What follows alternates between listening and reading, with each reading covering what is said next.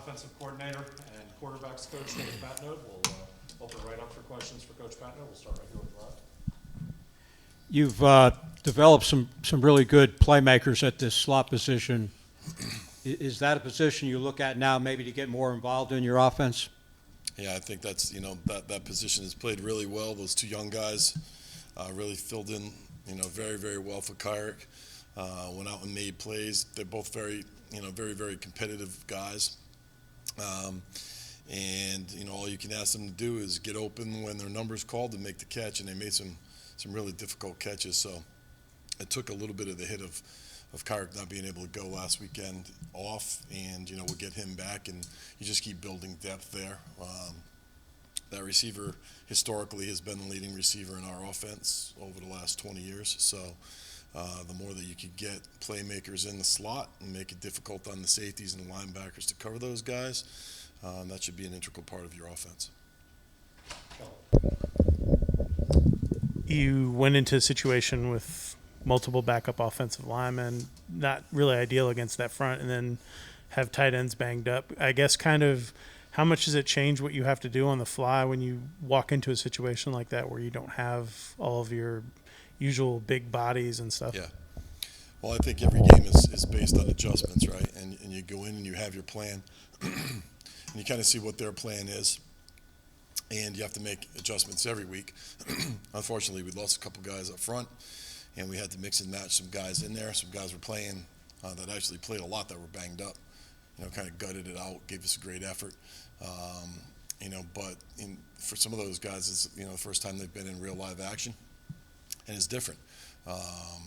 So, your plan has to change, right? You have to say, well, what are we doing well, and what are they doing, and how are they trying to attack us? And, we knew going in against that defense, that front, that they were going to blitz us. They are a six-man pressure team. We knew that was going to be the case. By doing that, it also afforded Jeff to set a passing record, right? So he threw for the most yards in a game in the last 20-something years. So you have to pick your poison, right? And then we have to be smart enough to get the ball on the edge or max protect or move them around a little bit or things like that.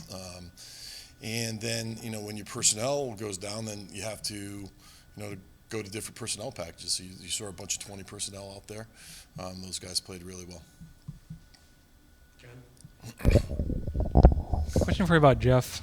After the two interceptions, he obviously played, as you said, really well and was much more accurate than he'd been. The two interceptions, obviously, it kind of reminded me what happened last year, where it seemed like a lot of kind of fluky things where he get hits and the ball pops up. But I'm curious, is there a point where that becomes more on him of just pocket awareness and that sort of thing, or do you kind of look at it as no, we slid off two protections. We slid off two protections. He got hit. The thing that I was most proud with Jeff was that last year he would have melted down. He would not have been able to get his feet back underneath him, and it would have just kind of spiraled. And those were, again, like you said, two very fluky type plays. Has nothing to do with pocket awareness or moving your feet or anything like that. He went to the right spot. Ball got tipped, and we got hit the second time we were throwing it. It was a great read. We went to the right spots. And he came back to the sideline, and I just looked at him and said, what's next? What's the next play? Got a long way to go. And he was like, I got it. Just went, sat down. We threw the little swing pass out there, or the little chip pass, and we scored the long touchdown. I got called back. Could have deflated us there. Did not. Then we went back, and he threw one, I don't know what that was, 45, 50-yard throw or whatever it was to Nate. Nate went and got it, made a great catch, great throw. Got our feet back underneath us, got us, back into it, and, kind of settled us down a little bit. And, that's the thing that I'm most proud of with him is just the confidence, the security with what he's doing. He saw the field extremely well. The last two games, I think he's missed 2 targets in the last 2 games. He knew where he was going with the ball. He had 1 misread the whole game. So he's playing at a very high level. obviously one of the emphasis with the offense is being able to pass, but also get the rushing attack going, as Collins alluded to. Smith obviously finishes the game as leading rusher. How would you just describe his play so far and just being able, even in a loss, just to step up in this game, last couple of games as well? Who are you? Dante. Oh, I mean, he's played great. I mean, he's taken advantage of his opportunities. He's fits well into a lot of those spread type runs where you just give him a little bit of a seam and he can make things happen. And for a smaller kind of little scooter kind of running back, he's very tough, very elusive to tackle, and he bangs off of people. So he's played really well. Really, all three of those guys have played well. We did not run the ball as well as we had anticipated. There's a lot of reasons for that. And when you get put in those situations, then you got to be able to go to the next thing, which was us being able to spin the ball around a little bit. But Dante, is really integral in what we're doing.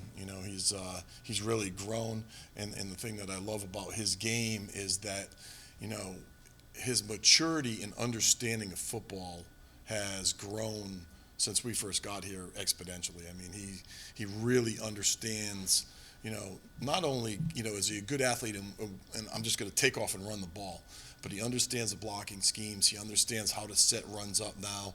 He understands who's coming off on linebackers, where the fits are, how the defense is trying to play it. And it's just much more natural. And same thing in the pass protection. Early in his career, he was kind of, looking around, trying to figure out who was coming. And right now, he's just settled in. Tashard has done a really good job of just teaching him football and concepts and schemes defensively and offensively. So I'm really happy with his progress. Time for a few more. We'll start with Kelly. Rod touched on this earlier, but for the first time since you've been here, you kind of have three really versatile slots, and obviously you have the multiple running back looks. How much does it change when you can go 10, 20 personnel and show so many different looks on one drive? And I guess kind of how's that for you as a coordinator to try to figure out how to use all that? Yeah, it's fun. It's fun. I mean, the more weapons you have, the more things that they have to defend. We talk about the versatility of all of those guys, being able to hand it to them or screen it to them, flip it to them, get the ball out. Perfect example in that game was, Jameer. We were trying to get him going in a run game. They were overloading us in a run game. We said, well, you know what? The best way to get it to him is to throw it to him, and he had over 100 yards receiving. And so the more that you can mix and match those guys, get into some spread sets, especially with our ability to run the ball out of those sets, and defensively having to defend Jeff as a viable run threat, makes us much more dynamic, because everybody in college football now is trying to overload the box on first and second down, try to get you off pace, or they're going to blitz you, and try to get you off pace, get you in third and long, and then give you just these multiple looks on third down.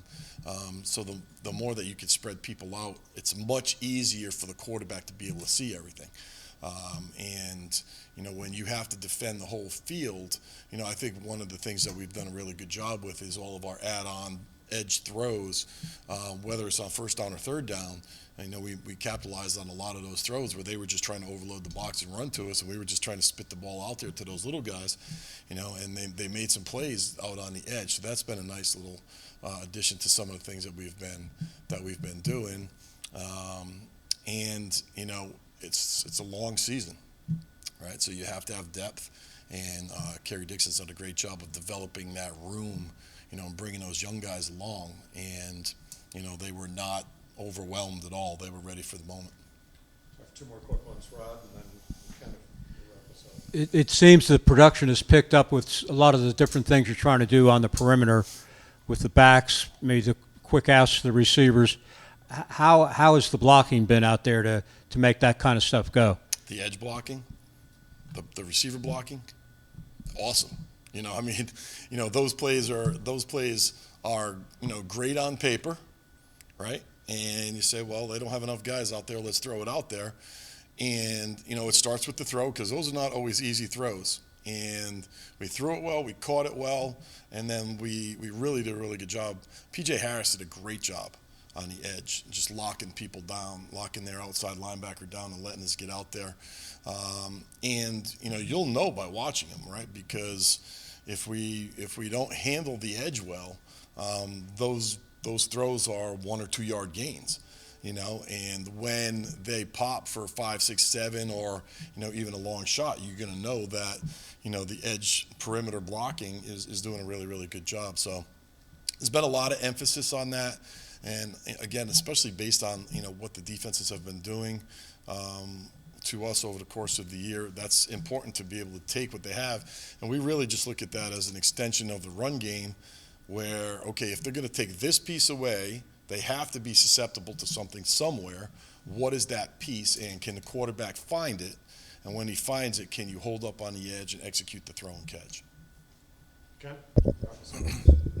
I asked you last week about the red zone play, and you were saying, I remember you saying, like, you have to be hypercritical even after you win, and obviously not the ideal performance, especially inside the 10. I'm curious, kind of what things do you see, and what are you trying to get to what kind of solutions are there? You have to be able to run the ball between the tackles. You have to be able to move people out of the way against their will when you get down in there. And you have to have the complements to those plays. So the touchdown throw that we had, and Jeff kind of rolled off of a play action and found Adonicus in the end zone. Those have to be your auxiliary plays, right? You have to be able to get it on the edge a little bit. You have to be able to have the play action and throw it, and the movement type plays. We had one of those called, and basically we ran around, and Jeff ended up running the ball back down the right sideline and got inside the 5. But the defensive end as a tight end was running out to the flat, trips at tight end, and we had everybody blocked. You know what I mean? So it's a lot about the play call. It's a lot about the execution.